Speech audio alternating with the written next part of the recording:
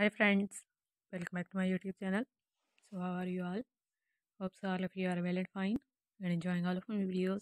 In this video, I'm going to be sharing with you some most amazing and beautiful designing ideas of crochet curtains for windows, and these designs of crochet curtains are having different crochet patterns.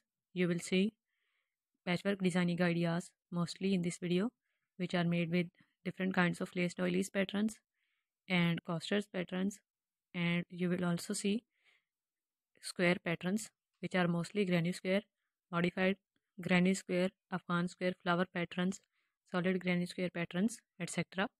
And you can see some designs which are just one row or two row repeat patterns as well, like the previous design was made with granny stripped pattern, and these designs are made in 7 to 8 colors and more than these colors as well. As you can see, different colors are used to give curtain a multicolor effect, and different tassels and beadwork are also done on most of the designs, and these designs are embellished with different crochet 2D flowers and leaves as well. All of these designs are made in contrasting color schemes which are giving an extremely unique and attractive look. And in some of the designs, in the center of square patch, 3D flower is also made, like in the previous design. A 3-layer flower was added in the center. So you can also make the designs which are having a flower in the center, and you can make other kinds of designing ideas as well. All of these designs are very unique and attractive.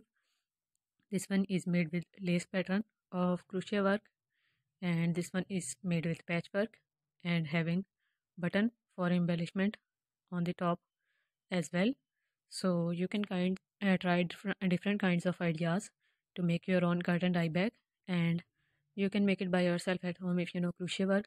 Many of these pattern tutorial videos are already available on my channel.